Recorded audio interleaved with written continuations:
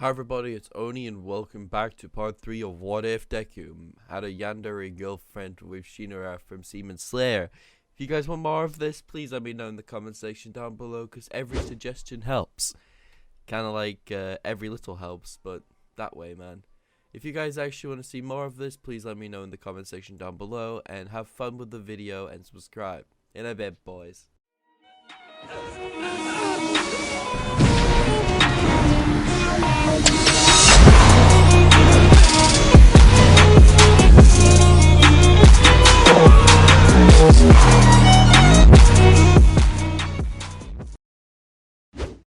We're gonna back up the story where we last left off with Izuku's point of view. If you guys are wondering what they got in the tests, well, Shimura would actually get a little bit higher than Izuku because she's really intelligent. I think you guys know that from the anime. Of Demon Slayer, of course, respectively. As Izuku would get a similar mark, but he would get at least at a 66, he would get a 70. Just to make it a little bit higher. As Izuku would be walking to the main area, so would be Shinobu. As Izuku would be wondering why she'd be carrying a sword.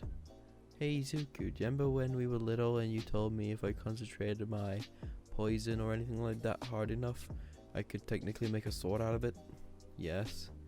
Well, I asked a blacksmith to actually make me a sword, and this is what I got out of it. It could absorb my power into it, and makes any venom I think about, she said. As Izuku would congratulate her on actually getting her blade to work and all sorts like that. As the timing would begin, as Izuku and Shinobu would rush in, she would be slicing through them like butter. Do you guys remember when the dog leg was decapitated into nothingness? Yeah, she's figured out a way to melt metal now. As Izuku would look over in shock as he would be punching down robots piece by piece. As a couple minutes later, the Ochako event would take place. As Izuku, leaning there with no fear, would jump up 100% on accident and punch the robot's head clean off its body. As Izuku was about to plummet to the ground, Shinobu was about to rush over and grab him, but thought he was gonna die. She didn't want that for her hubby-wubby, she thought internally. If he died, I would lose it, she said. As, before her last words were muttered, Izuku was caught, but she thought he was dead. As the moment she arrived, she saw Izuku passed out on the floor, and saw Ochako throwing up. As her eyes went dim, dimmer, and dimmer. As her sword was in the hilt, but her hand was twitching more and more towards it, until Recovery Girl came up to her. Hey, you're Shinobu, right? You're the girl who replied for the 2 hero and doctor exam, right? Yes, I did, miss. What's wrong? She said. Well, that person over there you hang around with, right? Your friend? Yes, she said. He'll be okay, he's just got a couple of scratches and everything. He'll be fine though, she said, as Shinobu moved her hand away from her blade, as internally she was thinking, ah, thank God, now I don't have to kill them all, she said. As she walked over to Izuku, throwing him over her shoulder, as they both carried on their day, as the day of their actual, their marking and everything, as Izuku would get his test score in to see that he passed into the UA entrance exam, getting 2nd place, Shinobu getting 3rd, and also her physical exam for the medical stuff. I would say it would just be a test, but I would say there'll also be a physical one as well, for the exact reason that why not, because you'll probably be thinking that she could actually heal or numb the wounds, so that's why they have patients ready just in case of these emergencies. As Izuku was laid in one of the medical beds until she was finished. As the moment Izuku woke up, he saw Shinobu actually healing or even just numbing someone, so Recovery Girl can do the rest. As the little debris from the man's leg was carved out and placed into a tray. As the moment the numbing agent wore off, he was actually not much in pain anymore, because Shimura's actual numbing factor was still inactive in some part of his leg. so he was okay, or more or less. As she walked over to Izuku, seeing he was okay, as Recovery Girl told her she passed, as she walked over to him and hugged him tightly. "You're okay," she said, hugging him. As she, the next day actually, or the week after that, let's just cut to that, as Izuku and her would have got all their results and everything, we've already covered that. As Izuku would actually go and attend his first day of UA, as she would attend hers as well, as the afternoon will be filled of Recovery Girls, well, activities. As Izuku and her would both walk into class, get greeted the same way, as Bakugo would look over and just scoffed at the two. As Izuku went to sit down, as the moment he did so, he was stopped by someone. "Hey, you're Broccoli Boy, the person who saved me in the entrance exam," she said.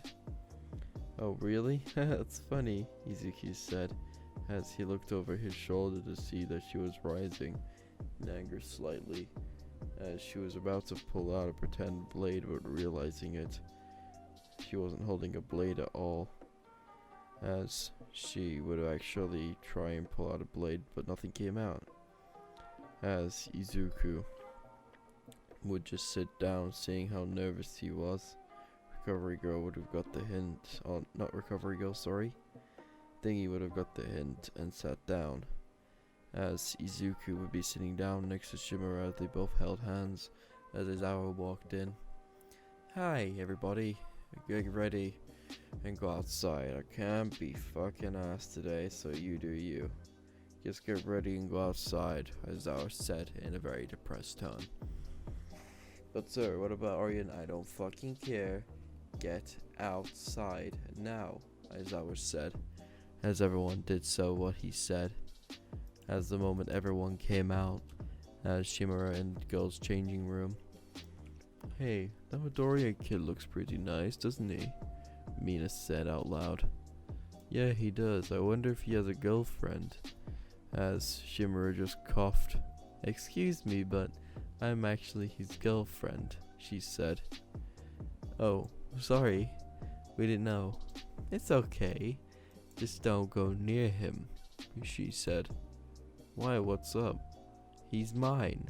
And if any of you little skanks even think about touching my sweet little Izuku, I'll gut you," she said with a sadistic smile. "Wait, you're gonna gut us? Why?" "Why would you think I'm protecting my man from skanks?" she said out loud. "Okay, but can we still be friends?" "No, I don't think that," she said, as the moment she walked out first let them both flabbergasted. "Wow, she must be very protective of him," she said.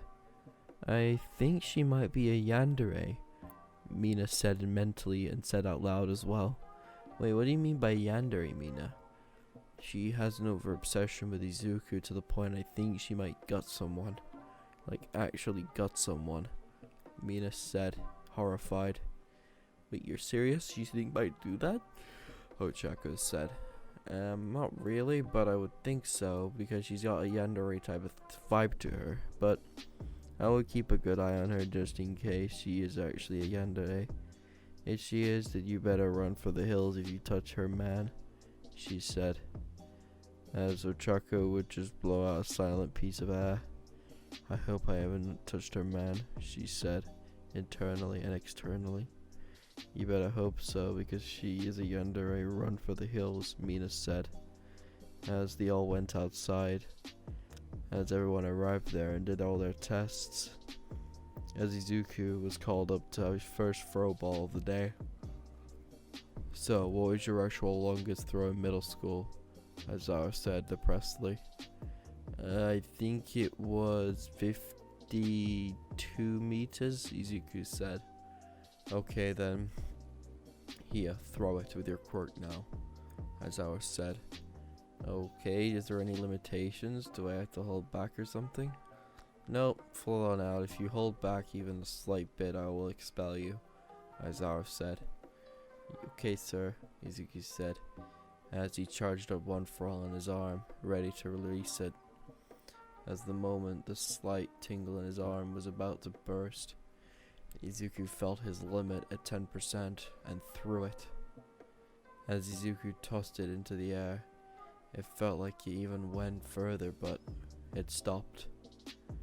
Okay, your mark is 752 meters, Mizawa said. As Izuku would say, fair enough, before he would walk back. Throw that ball again. You held back, didn't you? Aizawa said. No, I didn't actually. If I overuse my quirk, shut it. And do it again at 100% or I will expel you, Aizawa said. But if I do that, then no buts. Do it, he said. Okay, if I do it, then I get sent to the recovery girl's office then, Izuku said, blowing out a sigh of relief. What do you mean by that, kid? Well, if I overuse my quirk, then it'll, blow my arm off, Izuku said. That seems a bit overdramatic. Just do it already, Aizawa said. As Izuku would just throw the ball at 100% in his full arm. As the moment the ball left his hand, it went flying, going over 2,772 meters, leaving most of everyone there flabbergasted at the boy's raw strength that just released from his arm. As Aizawa looked back to see Izuku's arm, all battered and bruised and even cut open and broken. Midoriya, go to the nurse's office, Aizawa said, a depressed tone. Told you it would hurt, Izuku said, as Izuku walked off to the nurse's office and had his arm healed. As she would stand outside waiting for her hubby-wubby to come out. As the moment he did so, she waited there for him and gave him a kiss on the lips, stating that she missed him so much, she said. As Izuku and her both about to walk home before she remembered she had to go to Recovery Girl's class that time. So she'll just be out for a couple minutes, okay, Zuzu? She said. As Izuku said that would be okay, as she walked off. As the moment they both met up at Izuku's place, they both went for their second date of their relationship. As Izuku would be, walking around with her and doing normal stuff on a date, until they heard a giant boom. That giant boom would lead to other things, like heroes being attacked, and so on and so forth, as Izuku would try his best to come in and try and help, but will be stopped by Shibara. Remember, Izuku, we can't fight here. We don't have our hero license, and plus we'll get expelled from UA if we get caught, she said. Okay then, Izuku said, as they both walked off, but called All Might to make sure everything will be okay. As Izuku and her both went home and relaxed for the rest of the day. The next day would arrive as everybody would get into their positions for, the battle training arc. As everything would go there similar, but Izuku's training would be with Gran Torino. As we cut to that point of view right now. Come on, kid, you can do better with All Might's quirk than what he can. That little oaf only punches, never kicks. So use your advantage for speed and mobility for your small stature. As Izuku would get a glance of what Gran Torino could do, as he mimicked it almost perfectly the first try, as Izuku leaped from wall to wall, even to another wall, as the moment that Gran Torino was caught off guard, as the stutter came out of his mouth, not seeing where the kid went, as the Izuku bashed right into Gran Torino's back, leaving him in a daze. That's a good boy, Gran Torino said, as Gran Torino was knocked to the floor, as he slowly started to fall asleep from his old age from being tired. That was so good. Nice one, kid. Take a break for a little bit. We'll get out of this in a bit. As we cut back to the main timeline at point of view, as Izuku will be standing outside waiting for everyone to come out. As everyone's same team like canon, as this made Shimura really pissed off, seeing that someone next to her hubby wubby that isn't her. Oh, fucking gutter, she said, as she would move so far to her knife that she would actually try and cut her. But she would not cut her for the exact reason she didn't want to go to prison for murder yet. As everyone would go the same way like canon, with her having the same, well, everything. As everything would go similar to canon, as everybody would go into their respective areas. As she would go outside, waiting for her to come out. At the moment Ochako turned the corner, Izuku was there. "Hey Ochako, did you do well?" Izuku said. "Yeah, I did well thanks to you," she said, as Izuku would give her a high five, with Shimura acting a lot more jealous than what she should for her age. As she would go up to Izuku, jumped on his back, and hugged him from behind. "Where's my kiss?" she said, pouting. As she would look over at Ochako, giving her a death's glare, as her sword would be drawn. As Izuku didn't notice it from looking back on her. "Hey, what's wrong?" Izuku said, as Izuku picked her up like a toddler and hugged her and kissed her tightly. "Well, let's go," Izuku said, smiling at her innocently, as this made her heart melt as they both walked away. As the USJ event? Well then, that's a shocking one. As that would actually happen, everything would have gone similar. Izuku and that would be separated, but Mineta would be appraised by Shimura, so that'll be a very interesting one. As Izuku would be throwing his punch at the Nomu, Izuku would be a little bit disorientated with the Nomu actually punching him back, as Izuku would be sent flying into the stairs of the USJ entrance. As Shimura would be very pissed at this, as she would pull out her blade as she heard her grandmother's sound in her ears. "Remember, you're a descendant from one of the greatest poison or swordsmen of our, well, clan. Do us proud, young one," she said, as she breathed in a slight amount of air, as she rushed at the Nomu. As the moment the Nomu was about to throw a punch, she would have ducked under its legs, jumping up, and the moment she was about to dig her sword into his neck, she shouted out "poison venom," as something like a stinger would go right through the Nomu's neck. As the moment the Nomu realized that the sword was already halfway through its neck, as it stopped halfway through. As she couldn't move it anymore, she infused all of her powerful poison acid and everything into one blow. As the moment it was all injected, the Nomu was paralyzed and it turned into a vegetable. As everyone was coming, the Nomu's regeneration kept on fighting off the diseases that was being pumped into him through the sword. She didn't let go, as she didn't want the Nomu to get up. As All Might finally arrived, as the same with the rest of the faculty, as All Might saw the Nomu being held on the ground as his successor was injured on the floor, as Recovery Girl came over, as she saw her protege holding off the Nomu just barely, as she would say, "All Might have held this off long enough by helping Izuku out. Kill it now," she said. "But it's a human." "No, it isn't, it's a monster."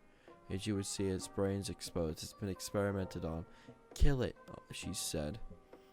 As All Might took her words, as she withdrew her sword, as All Might took this one blow at its exposed neck, decapitating it fully off.